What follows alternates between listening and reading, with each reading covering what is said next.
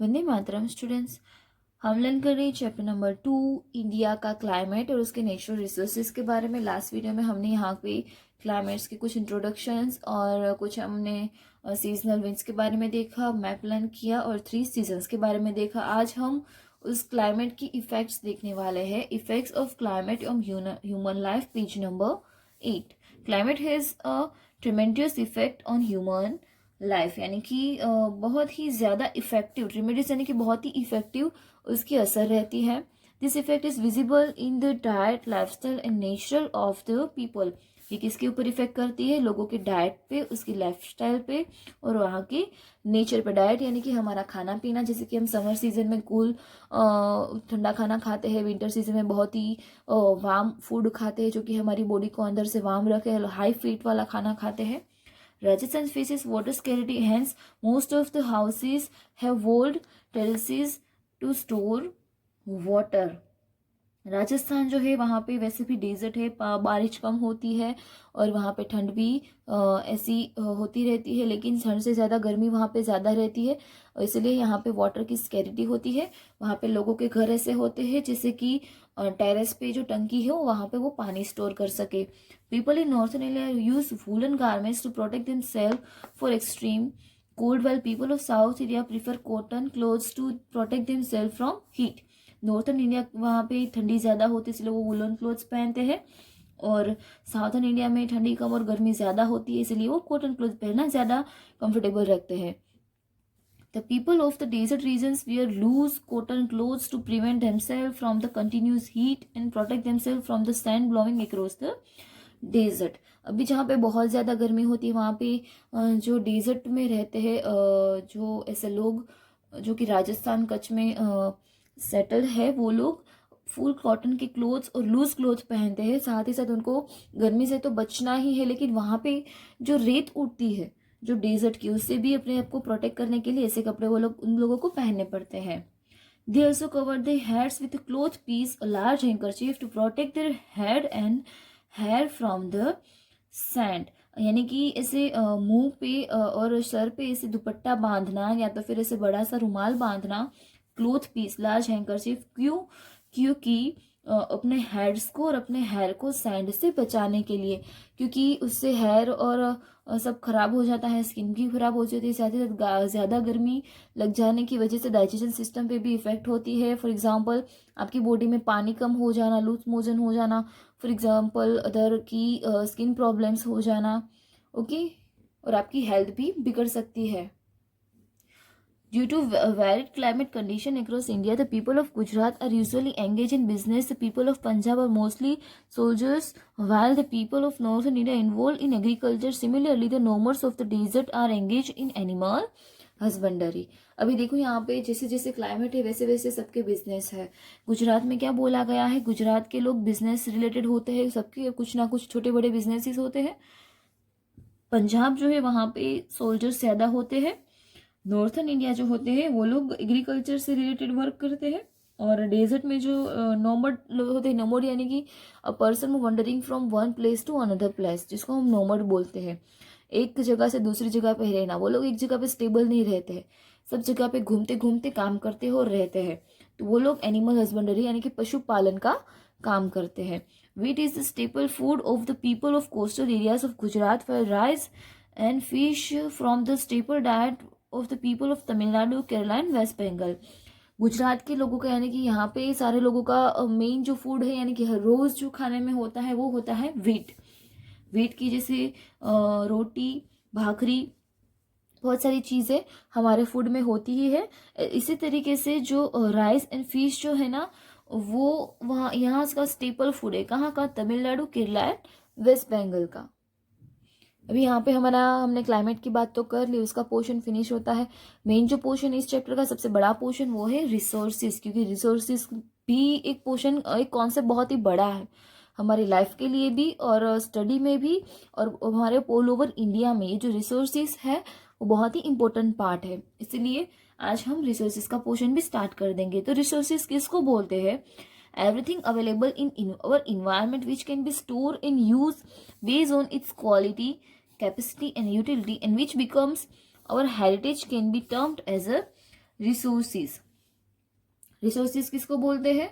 तो ऐसे हमारे द्वारा ऐसे स्टोर की गई ऐसे ट्रस्टेड चीज है जिसके ऊपर हम ट्रस्ट कर सकते हैं, जिसको हम स्टोर कर सकते हैं, जो कि उस चीज की क्वालिटी, उसकी कैपेसिटी और उसके वर्क के ऊपर डिपेंडेंट रहती है, और वो हमारी असेट्स बन जाती है, और वो हमें इन्वायरमेंट से मिलती है, हमारी जो इतिहास है उससे हमें मिलती है, उसको हम बोलते हैं रिसोर्सेज। फॉर एग्जाम्पल सिंपल है ऐसे रिसोर्सेज जो हमें नेचर से मिले हैं। For example land, water, air, right, ये सब हमारे रिसोर्सेज हैं जो जिसके लिए हमें कोई पे नहीं करना है। अभी जो जो हमारे पास अवेलेबल हुआ तो उसके लिए किसी ने पे नहीं किया है। जब अर्थ बनी तब ये रिसोर्सेज बन गए और इंसानों ने आके इसको यूज करना शुरू कर दिया।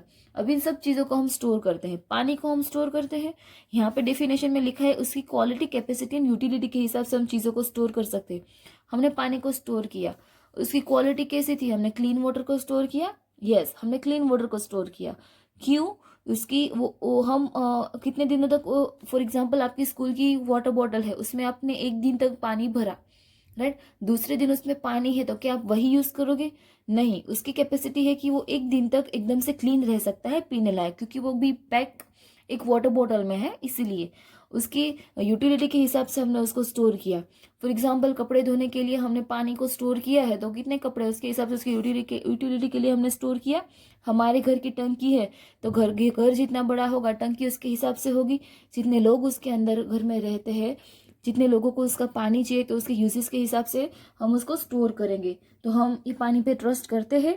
यस, हम ट्रस्ट करते हैं और उसको हम स्टोर भी करते हैं। तो वो हमें कहाँ से मिलता है? इन्वायरमेंट से मिलता है। तो क्या उसके लिए आपने पे किया? यस, वाटर बिल पे करते हो वो एक अलग बात है, लेकिन जब पानी बना, बारिश के लिए आपने कुछ पेमेंट की? नहीं की, क्योंकि बारिश ही उसका फ्रेश रिसोर्सिस है, इसीलिए इसको हम बोलेंगे resource. Okay, resource are also those that can fulfill certain aims, objectives, and offer concrete solution towards the problem. Anything that can be aimed at and used to accomplish human necessities also becomes a resources. अभी resource वो है जो लोग अपने लिए उसको use करते हैं। फॉर एग्जाम्पल खुद के लिए लैंड को यूज करना घर बनाने के लिए, साथ ही साथ हम मुसीबत में होते हैं तो उसमें से बाहर निकलने के लिए भी हमें रिसोर्सेज की यूजेस चाहिए। और साथ ही साथ रिसोर्स क्या करते हैं? तो वो हमारी रिक्वायरमेंट को पूरी करता है। पानी की रिक्वायरमेंट, राइट, फ्रेश एयर की रिक्वायरमेंट, लैंड की रिक्वायरमेंट, फार्मिंग के लिए हमें लैंड चाहिए। ओके, तो इसकी रिक्वायरमेंट किसने कंप्लीट की? रिसोर्सिस ने। The people of the earlier times were not aware to minerals available below the surface of the soil, hence could not utilize it. पहले के ज़माने के, प्राचीन ज़माने के लोग थे ना, उसके पास इतना नॉलेज नहीं था, वो लोग इतने एबल नहीं थे कि ज़मीन के अंदर जो मिनरल्स है ना उसको बाहर लाके उसका यूज़ करें। This is why those minerals were not considered as a resources. इसलिए उस सारे मिनरल्स को जो हमने रिसोर्सिस में ऐड नहीं किया है, but this resources are very useful for the modern man. अभी आधुनिक जो इंसान है, यानी कि हम सब जो है, हमारे लिए सारे रिसोर्सेज बहुत ही इंपॉर्टेंट है। The things that help in man welfare and satisfy their demands and resources for man. तो ये रिसोर्सेज क्या काम करते हैं? तो हमारे लिए हम काम करते हैं, हमें उससे कुछ बेनिफिट्स होते हैं और हमारी रिक्वायरमेंट को सेटिस्फाइड करते हैं, हमको सेटिस्फाइड करते हैं, हम उसका यूज करते हैं, इसीलिए वो हमारे लिए क्या हुए? रिसोर्सेज हुए। नेक्स्ट पोर्शन है टाइप्स ऑफ रिसोर्सेज। तो natural resources are anything that exist naturally in any environment. Natural resources हम किसको बोलते हैं? जो कि हमें इन्वायरमेंट से मिला हो, is easily available and useful to man, जो कि हमें अवेलेबल हुआ हो, कहाँ से? इन्वायरमेंट से इजी अवेलेबल होता है और हमारे लिए यूजफुल है। There are 3 types of resources, water resource, mineral resource and land resource. Environment से हमें 3 टाइप के रिसोर्स मिले हैं, water resource, mineral resource and land resource. अभी वाटर रिसोर्स है पहला portion. The water resource of India include river, lake, sea, etc. The river of northern India divided into on the basis of origin and characteristics. River of northern India, rivers of southern India. अभी river कहाँ से निकलती है? उसके origin और उसकी लाक्षणिकता के हिसाब से उसको डिवाइड किया गया है। Rivers of northern India and rivers of southern India. यहाँ पे हम लर्न करेंगे rivers of northern India. The Sindhu, Ganges, Yamuna and Brahmaputra are the rivers of northern India. They are perennial in nature. The Ganga is known as the Bhagirathi. There is a triangular fertile plain near the delta of the river Ganga. अभी यहाँ पे उत्तर भारत की कौन कौन सी नदियां हैं? सिंधु, गंगा, यमुना और ब्रह्मपुत्र। ये तीनों नदी में पूरे ईयर तक पानी भरा हुआ रहता है और गंगा को बोलते हैं भागीरथी भी बोला जाता है। और गंगा नदी के मुख के पास एक मुख त्रिकोणीय यानी कि एक डेल्टा टाइप का ऐसा टाइप का एक एरिया है। The Ganga and the Brahmaputra are major waterways of India and used for navigation purposes. अभी ब्रह्मपुत्र और गंगा जो है वो जलमार्ग के लिए उसका यूज किया जाता है। Besides this, Jhelum, Chenab, Sutlej, Ravi and Beas also flow in the north. अभी ये जो थी ना वो ये 4 मेन नदियां थी। अभी छोटी छोटी नदियों के बारे में लर्न करेंगे। झेलम, चिनाब, सतलुज, रावी और बीस, ये सारी भी नदियां भी नॉर्थ इंडिया में रहती है। Every year devastating floods in Koshi River in the state of Bihar destroy the lives and property of the people of that area.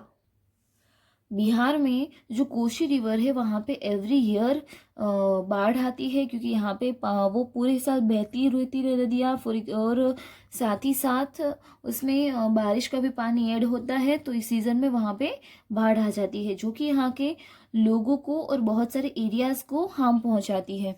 यहाँ पे आप मैप है उसको आपको लर्न करना है। यहाँ पे नॉर्थर्न इंडिया की सारी रिवर्स के बारे में हमें बताया गया है। नेक्स्ट पोर्शन हम लर्न करेंगे rivers of southern India.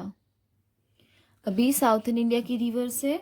Reverse like Tapi, Narmada, Mahanadi flow down from mountain in central India. The Narmada and Tapi flow towards the west and merge with Arabian Sea, while the Godavari, Krishna, Kaveri, Tungabhadra flows easternward and merge into Bay of Bengal. Tapi, Narmada, Mahanadi ये जो सारे central India के mountain से पर्वत है उसमें से निकलती है। नर्मदा और तापी है वो एंड में अरेबियन सी को जाके मिलती है। गोदावरी, कृष्णा, कावेरी, तुंगभद्रा है वो बे ऑफ बंगाल में जाके समा जाती है। These rivers flow throughout uneven surface of the ground like high and slopy regions several from waterfalls. That is why these rivers are not used as a waterways. They are used for irrigation purpose and in production of hydroelectricity. अभी ये जो नदियां है ये भी पहाड़ों में से ही निकलती है, लेकिन इसकी जो जर्नी है, इसका जो रास्ता है वो अनइवन पाथ, यानी कि कभी हाइट्स पे जाके ये जाके बहती है, कभी डाउन एरिया में जाके बहती है। इसलिए यहाँ पे वाटरफॉल्स यानी कि जो धोध हम बोलते हैं वो भी क्रिएट्स होते हैं, क्योंकि वो हाइट्स पे जब भी कभी भी बहेगी तो वहां से नीचे पानी गिरेगा और उसको हम बोलेंगे वाटरफॉल्स। तो ऐसी जो नदियां है उसको हम वाटरवेज के फॉर्म में यूज नहीं कर सकते, तो उसको हमने और कहाँ पे यूज किया, तो इरिगेशन यानी कि सिंचाई, इसका पानी जहां जहां पे पानी की अवेलेबिलिटी नहीं है वहां पे तक पहुंचाना, और हाइड्रो इलेक्ट्रिसिटी प्रोडक्शन के लिए हमने इसको यूज किया। तो यहाँ पे नीचे हमें कुछ मल्टीपर्पज प्रोजेक्ट दिए हैं और इसके बेनिफिट्स कौन कौन से स्टेट को मिलते हैं और कौन से रिवर पे ये प्रोजेक्ट बने हैं वो एक कोष्टक दिया गया है। यहाँ पे हम लर्न कर सकते हैं। फर्स्ट वन इज नर्मदा, वहां पे नर्मदा प्रोजेक्ट और उसके बेनिफिट्स मिलते हैं गुजरात, मध्य प्रदेश, राजस्थान एंड महाराष्ट्र को। ये कृष्णा यहाँ पे नागार्जुन प्रोजेक्ट और यहाँ पे इसके बेनिफिट्स मिलते हैं आंध्र प्रदेश एंड तेलंगाना को। तुंगभद्रा के ऊपर तुंगभद्रा प्रोजेक्ट है और वो मिलता है कर्नाटका को। कोशी के ऊपर कोशी प्रोजेक्ट है जिसके बेनिफिट्स मिलते हैं बिहार को। महानदी के ऊपर हीराकुड प्रोजेक्ट है जिसके बेनिफिट्स मिलते हैं ओडिशा। सतलुज पे भाखरा नांगल है जिसके बेनिफिट्स मिलते हैं पंजाब, हरियाणा एंड राजस्थान को। और नीचे कुछ नेचुरल लेक है, लेक यानी कि सरोवर। जो नदियां होती है वो हमेशा बहती रहती होती, लेकिन जो लेक्स होते हैं ना वो फिक्स होते हैं, स्पेसिफिक होते हैं, कांस्टेंट होते हैं, वो कभी भी बहते नहीं है, लेकिन वहां पे पानी रहता है। तो कुछ ऐसे लेक्स आर्टिफिशियल बनाए जाते हैं और नेचुरल होते हैं। तो हम यहाँ पे लर्न करेंगे कोष्टक में टेबल में नेचुरल लेक्स के बारे में। जम्मू कश्मीर में आया है दाल एंड मूलर जो कि फ्रेश वाटर का लेक है। आंध्र प्रदेश में आया है कोलेरू जो कि फ्रेश वाटर का लेक है। तमिलनाडु में पुलिकत है, वहां पे सॉल्ट वाटर खारे पानी का लेक है। उड़ीसा में चिल्का, वो भी सॉल्ट वाटर का लेक है। राजस्थान में सांबर है, वो भी सॉल्ट वाटर का लेक है। गुजरात में नल सरोवर है, वो पार्टली सॉल्ट वाटर यानी कि थोड़ा सा उसमें खारा पानी का भी समावेश होता है।